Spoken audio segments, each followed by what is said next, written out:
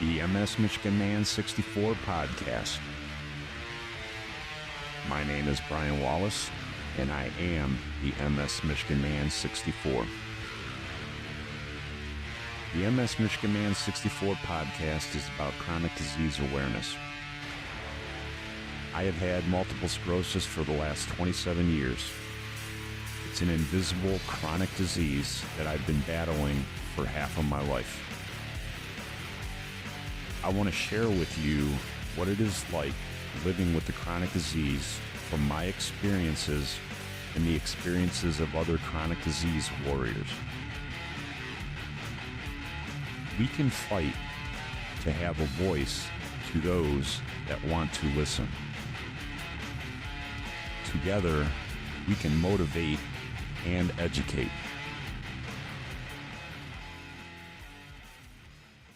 Hi, welcome back to the MS Michigan Man 64 podcast.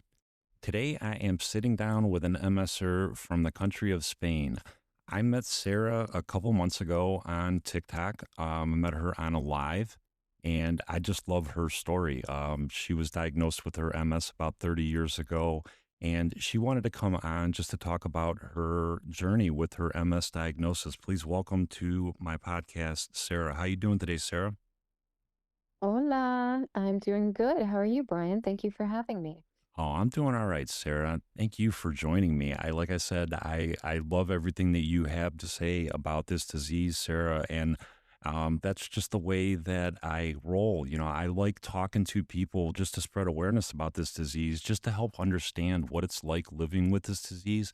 And I know you have just such a unique story. You went through your diagnosis about 30 years ago, Sarah.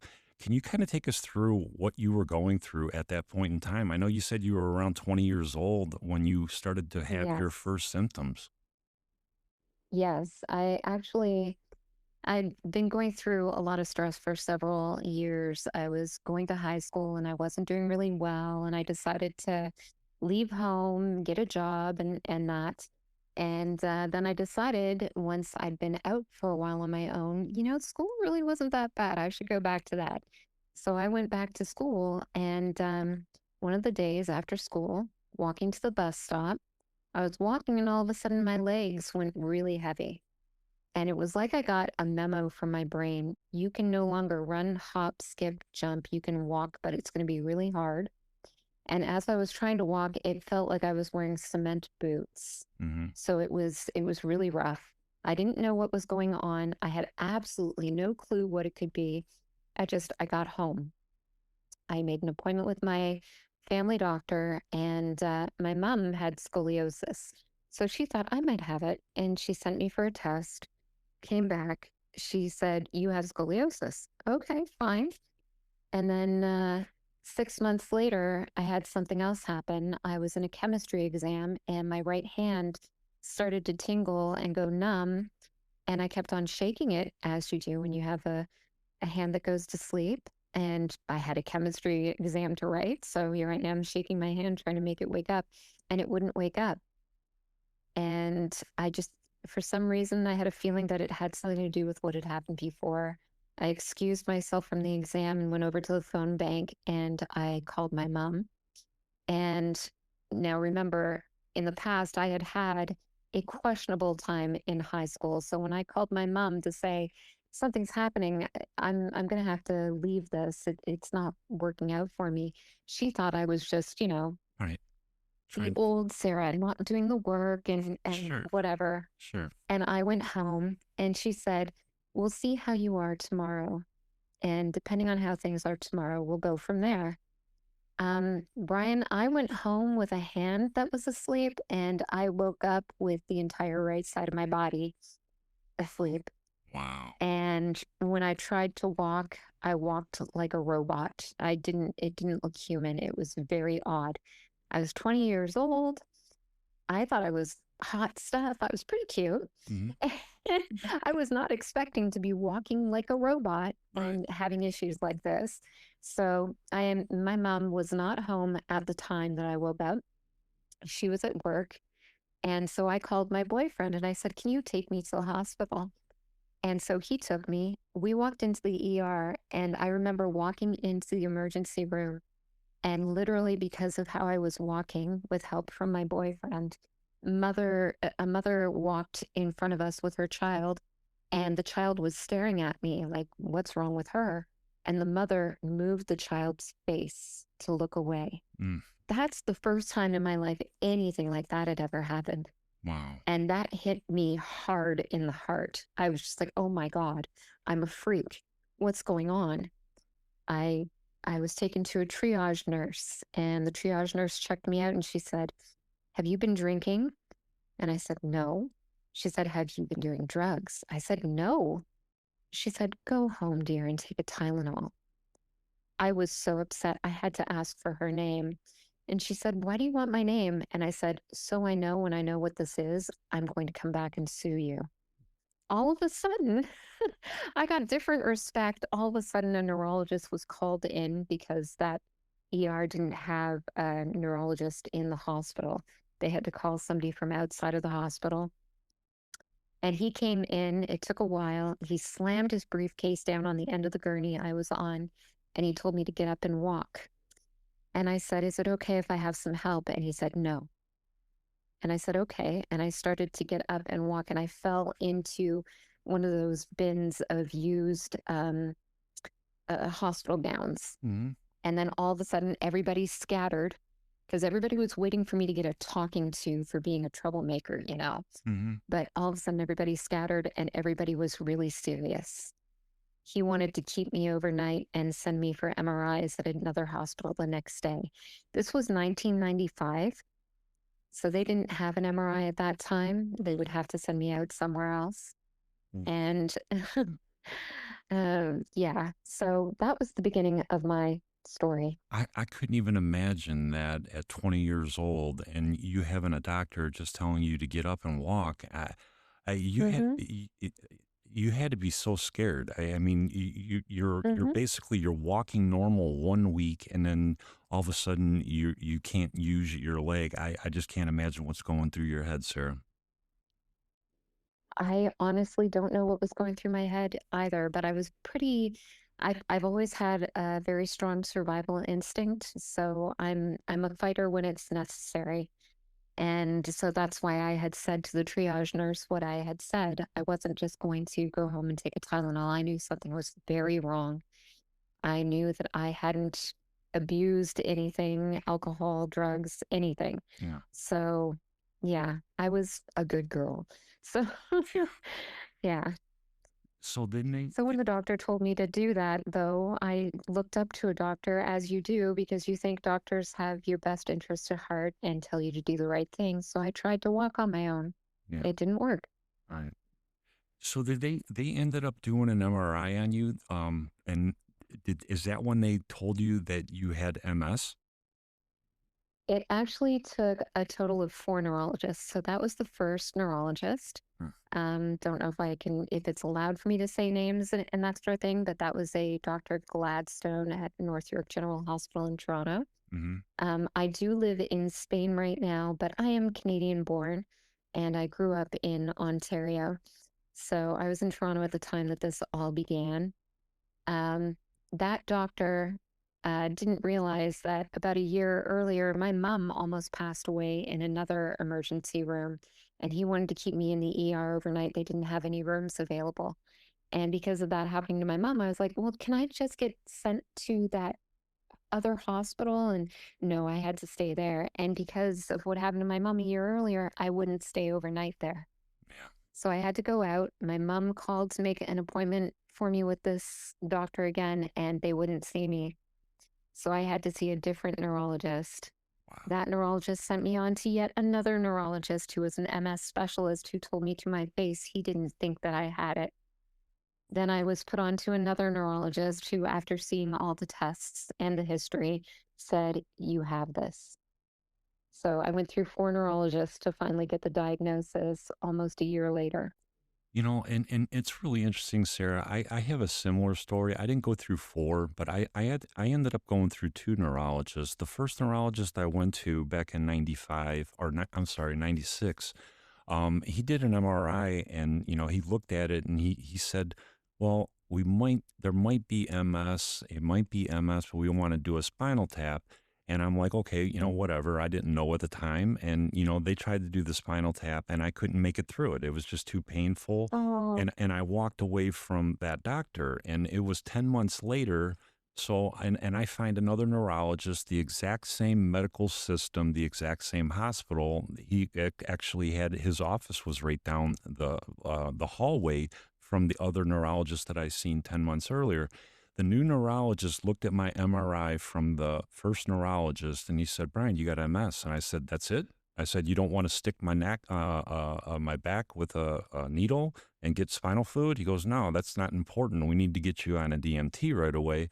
You got MS. And Mhm. now I'm like, I'm sitting here in the back of my head going, well, why is one neurologist, he has no problem with diagnosing me, but a neurologist looking at the exact same MRI couldn't do it 10 months earlier. It made no sense and it frustrated me. It actually made me very angry.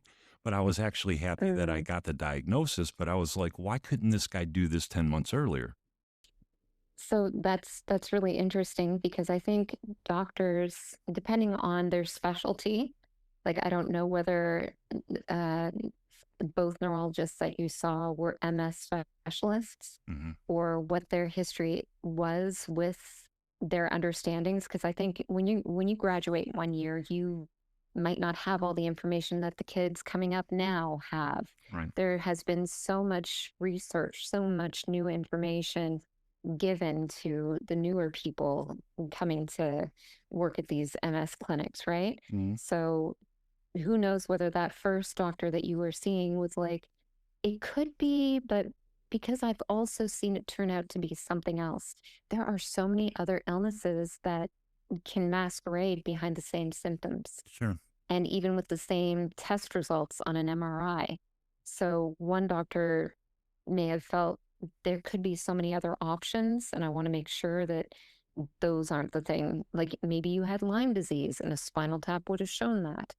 Maybe they wanted to make sure that you had all the O bands to maybe even know what type of MS, if you did have MS, was it progressive? Was it relapsing remitting? Was it secondary? All the different things.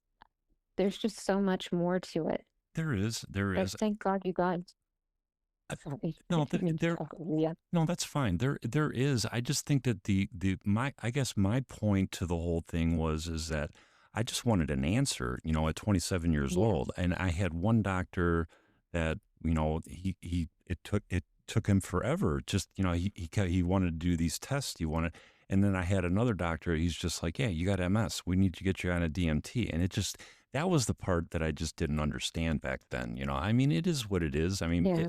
would it have changed my path now? No, it wouldn't have, but it would have made my mental health a little better 10 months earlier. I think that was just my whole Right. point in the whole thing. So let me ask you this, Sarah, when you ended up getting your diagnosis and you said that you were the first one in your family. I was the first one in my family too. How did like your family come to understand the disease? Cuz like my mom, she was, set in her ways and she really never understood MS up until the day that she died when she was 82 years old. I mean, she Mhm. she went 25 years knowing me with this disease, but she really didn't understand it. How did your Right. family? How did your family understand the disease? I mean, you're a 21 year old now, and now you have a new life. You got a chronic disease.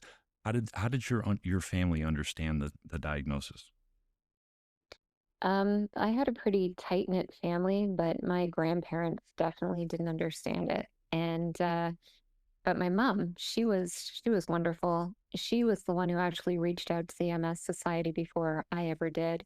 She found me a group that I could meet up with, and the only problem with that was people were older and they had been dealing with it longer. They knew more than I did, and something was said to me that was upsetting at one of the get-togethers that it was like, "I'm gonna have to be dealing with that too. I'm not ready for this." Mm. So I stopped going to that group.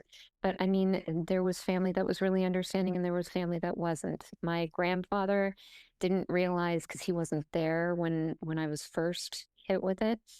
I came home from school and my feet, when they planted really hard. So it sounded like I was stomping. I wasn't stomping on purpose. It was just how Yeah. my feet were falling after basically relearning how to walk. Right. Right. So he didn't realize, and he was making fun of it one day, and it was just like, really? How can you? No, I didn't say that to him. He just didn't realize that he was being so insensitive. Whereas my mom had been with me through it day to day, and she was nothing but sympathetic. Yeah. So I know it. there's that. I know, and that's and that's another part of the journey is just getting to people to understand what we're going through. I know I struggled with that a Yeah. lot when I was new in my disease. I was 20. I was still trying to figure it out myself. Yeah. It's hard enough for it was hard enough for me to figure it out than to turn around and try to explain it to somebody at what I'm going through. It, Right. and it got easier as I got older. And, Yeah. I don't have, but I just remember early in that disease, it was really, really hard. Just getting people to understand what I was experiencing. Right. Definitely. At the beginning, there was so little information that was given to me. There was we didn't have the internet the way we have the internet now, where we can Google something and Right. and learn all that we want to. And even at that point, even if we did, I don't know that I was ready to understand everything about it. Like I'd had some very serious symptoms off the start, but I didn't know what other symptoms could be out there. And when I did get together with that one meetup, the thing that I was asked was, "What do you do for bladder control?"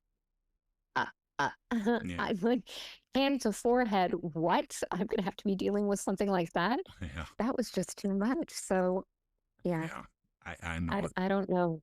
I know that there were a lot of things that I didn't even realize were going to happen to my body early in the disease, we didn't have that community like we have now too, No. and that's another thing that I think is just so important that I think is something that we weren't able to take advantage of. That I think it would have really helped me early in this disease, Definitely. because Definitely. I isolated myself with this disease, because there was no community. There was nowhere for me to go and just talk to somebody that understood it.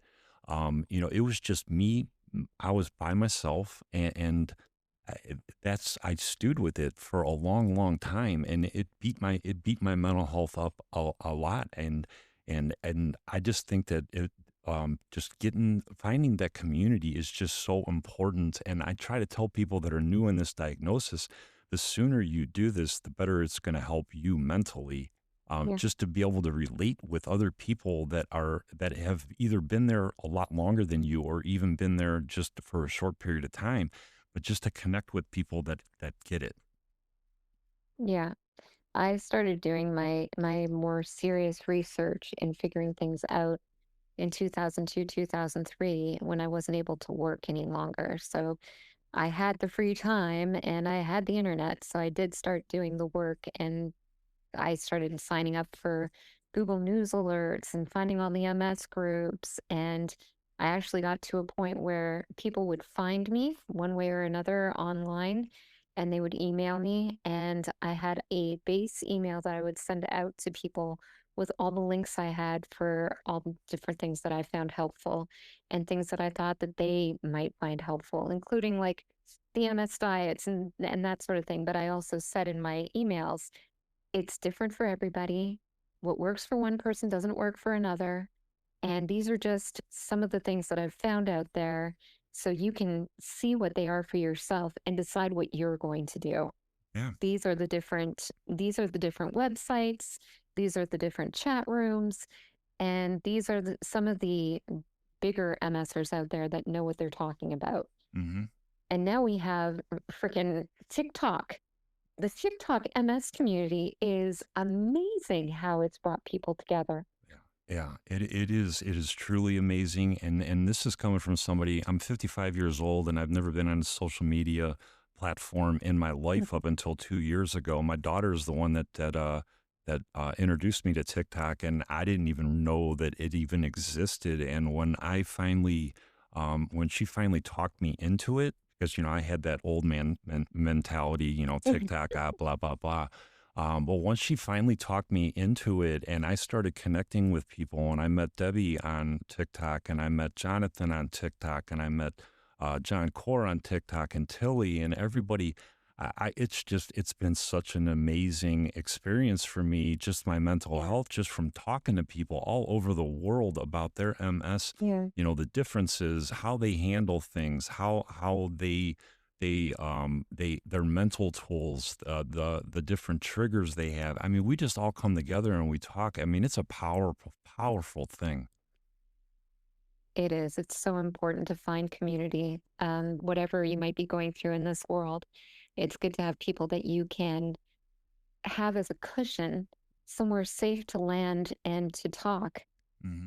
I think one of the biggest things for me with getting the diagnosis was now I know what it is. Now I can find other people with it. Hmm. Little did I know that there weren't going to be so many people person to person, but I mean, eventually online, the first place that I really made a community of friends and family was on MSN groups. They don't have it anymore, but MSN groups. Yeah, that's old school. Um, yeah, yeah. It's old school. That's where I started out, man. I still am friends with those people. The group was Living in Spite of MS. Oh, that's awesome. And are you right? And we've lost some of our members, unfortunately, nothing to do with MS. It was actually, for each of them, it was cancer. Mm, okay. But we're still in touch. And it was the first time I got together with people too. All the people in the group that wanted to get together were American, and they decided that it would be in Tybee, Georgia, Tybee Island. So Oh, just wow. out of Savannah. Yeah. Oh my God, So that is I so cool. so after having my son, I lost the ability to walk. I went through all kinds of rehab again, and I got to the point that I was able to take a flight on my own and meet these guys in Savannah. They came and they picked me up, and we went out to a house that we rented together in Tybee, and we spent like a week together. It was fantastic. Oh my God, that just sounds so awesome to be able to do that with It a bunch of was. people that you just connected with, that Oh just yeah. because of a freaking crazy ass disease, you got to connect with a bunch of people like that. That is so awesome. Yeah, yeah. And we're all different mindsets and different backgrounds. You know, today I That's know that there's a lot of different things pulling us apart, political wise and that sort of thing. But that group had people from all different views, it, like you, we didn't care. It was about the MS. you know what though? I say this all the time, Sarah. MS doesn't care, man. It doesn't discriminate. It doesn't care if you're white. No, It doesn't care if you're white, black, if you're from Canada, United States. If you're a Democrat, no. Republican, it does not give a shit. It's gonna take you no matter what. So you might as well join up with the other MSers because we're all in this together. Exactly. Exactly. Let the politics be a secondary thing at least. Yeah, absolutely. Let us be family under this. We have this POS. Now what are we going to do about it? Right? What have you done about it? What have you done about it? Right? Yeah. So let me ask you this, Sarah. I know you said that you got a child, and let's talk about relationships. I know that you're 20, 21 years old. You have MS. That had to be a journey in itself.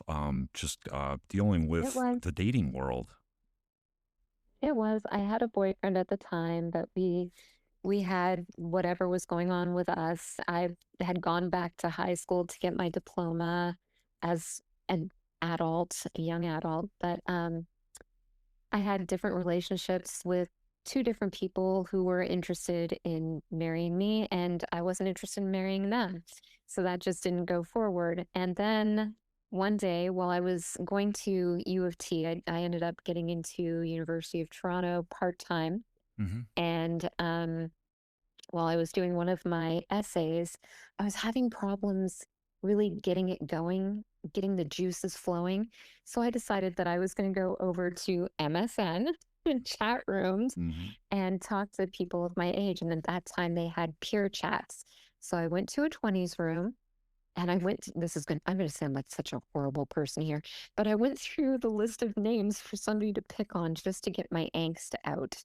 I wanted to just, yeah, I know it sounds horrible. I'm such a horrible person. So I went through this list of names, and there was this one name, Mercedes Man. And I thought, how full of yourself are you? Like, do you think you're better because you have a Mercedes? I was like, okay, that's getting me fired up. I can go at this guy. So I started to let out on this guy. Well, turns around, he's able to get it back. And we were able to sling back and forth. And we ended up making each other laugh. So it was that. And that ended up being my husband. Wow, that is just such an awesome, awesome story, Sarah. That is just an amazing Mhm. story. So, It was.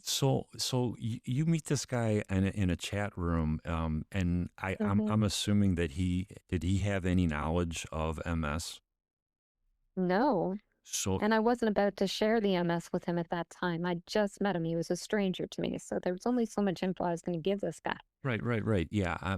What I'm saying is, I mean, you ended up marrying the guy. So Yeah. I was just saying, once you ended up meeting him, and you did end up letting him know that he had MS. What was his reaction to that? I was just curious how his initial reaction was to it. He was actually really cool because his mom had been going through something and doctors thought that it might be that. So he was thinking what his mom was dealing with may be the same sort of thing, that it was all right. He was a really good guy. And we went forward from that. That's just so awesome.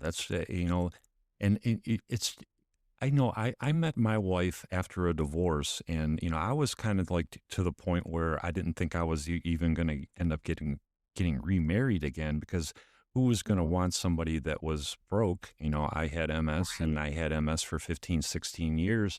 And I ended up going into onto a dating site, and that's how I met my wife. And Aw. one of the first things I said to her, I said, hey, I just want to let you know I have MS. And one of the first things she said back to me was, I don't care. I don't care that you have MS. And I asked her, do you know what MS is? And she's like, no, but I'll learn about it. And that was like the first thing. I'm like, oh my God, there are people out here that really don't care that you have a chronic disease. Right. And I'm with her now. It's been 12 years since we met. And there are people out there, and it's just so awesome that you found that guy that just did not care, and Yeah. and you're still with them 30 years later.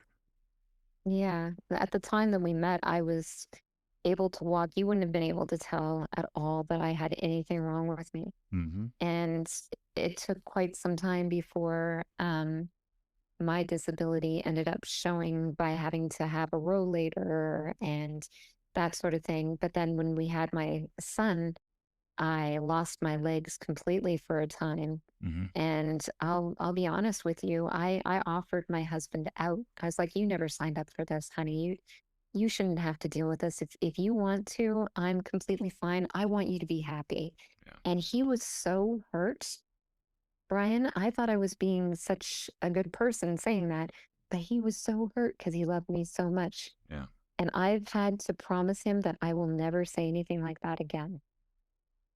But So that's what we are. I understand what you're talking about, though, because we don't want to be a burden, and this disease is a Right. burden, and I Mhm. understand why you said that to your husband. But the most important thing is, I just think it's awesome that your husband just looked you right back and said, I'm hurt, and I love you so much, Yeah. and there are there that's just a beautiful story, Sarah. And that's another part of this journey that people, I think, like your husband goes under the radar, my wife goes under the radar. These people are Mhm.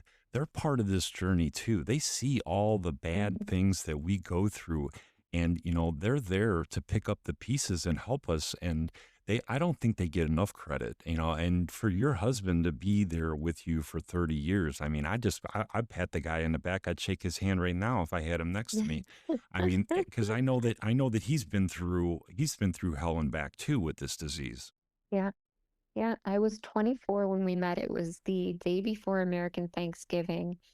And we didn't meet face to face. He was actually in Wyoming and I was up in Toronto.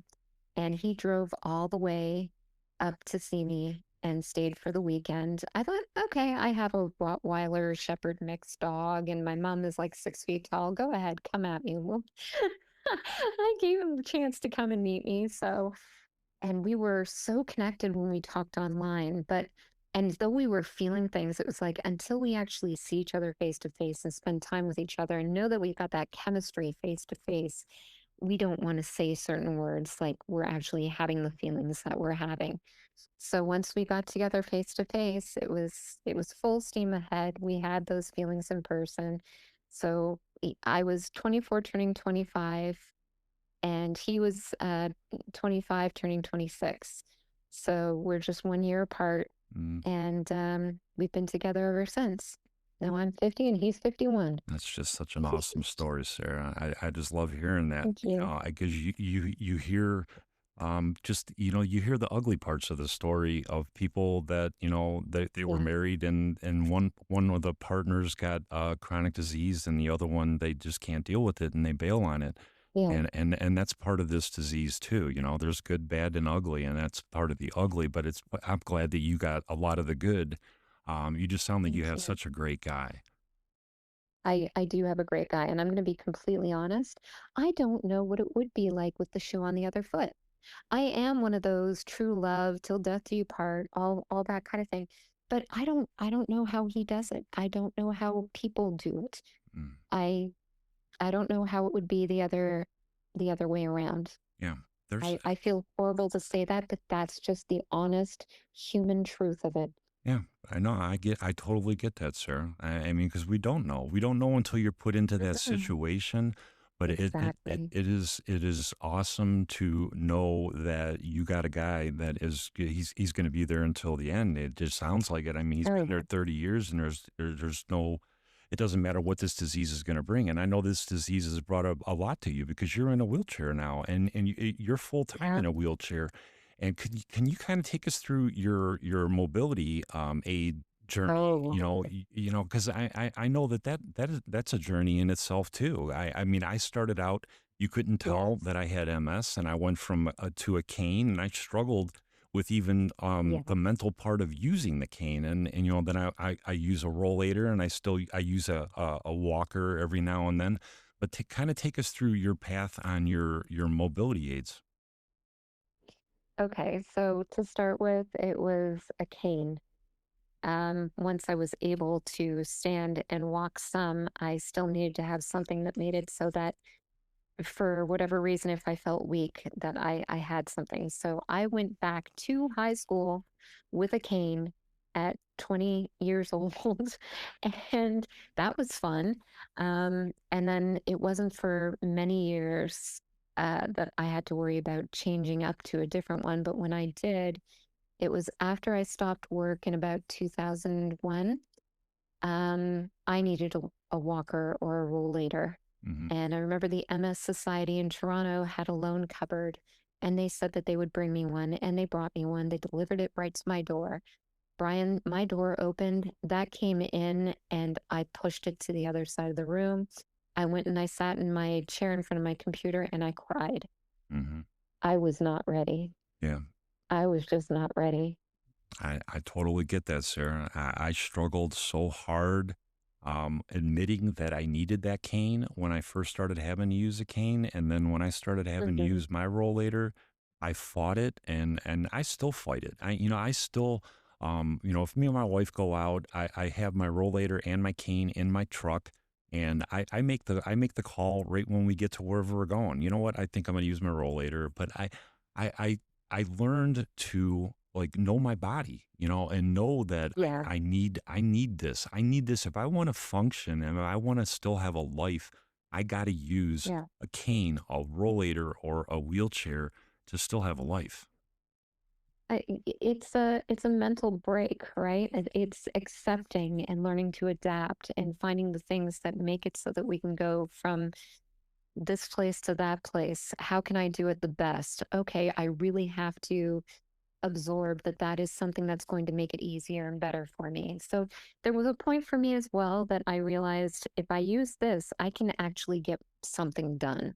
Mhm. So there was a point where I had a nicer rollator, or, a rollator with a nicer seat so I could take my walk. And if I got tired on my walk, I could actually sit down. That made a difference for me. Um, when I took that flight to go and meet my friends from online for the first time, I took a rollator with me. Was on the plane without the rollator, but I was holding on to the back of seats. You figure out ways that work for you. Hmm. I started to accept my limitations and also try to move past the limitations, but by using the aids that were available to me. Hmm. Yeah, I totally get that, and it's a mental battle. I mean, Yeah. I fought it so much, and like I said, I still fight it to this day. I because I want to be independent. I Yeah. want to be as independent as I can for as long as I can. I sit there and I walk walls, and I'm like, like, when it comes down to it, if I want to get out in society and I want to do something, I come to the realization that you can't do it without your rollator or your cane or your wheelchair. So Yes. accept it, and it's part of your life now. So and you're still the same person. It's this my wheelchair doesn't define me. It's just part of who I am. Exactly. It's part of who I am It, now. that's where I'm at now. Now I'm in a manual wheelchair. Um, I've used, I've tried using some electric ones, but my hands have really bad spasticity. So holding on to the thing, I know that you can get other things for using your neck and all that sort of stuff, but I'm really still liking using my manual wheelchair for the most part. Hmm. And that's where I'm at every day.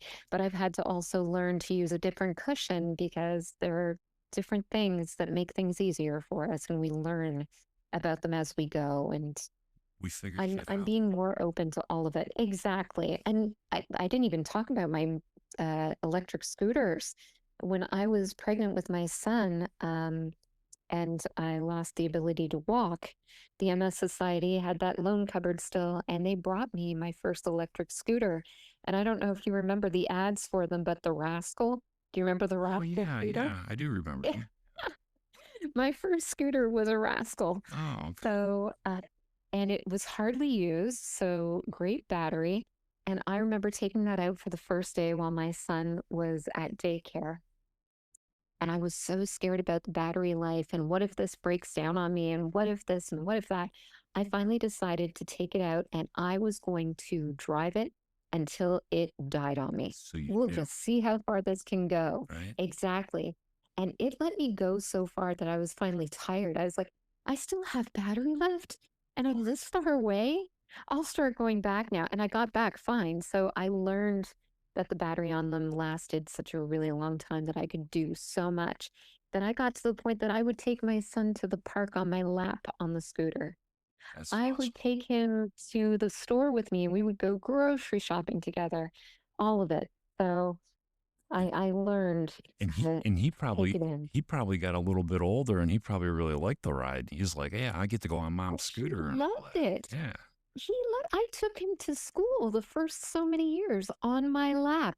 His friends would come and they would think it was so strange, but then it would be, "Can I have a ride? Can yeah, I have a ride?" right. And all the kids learned. And, over the years with my disability, you also have years where the kids don't want to take rides, or my son is too old to be riding as well.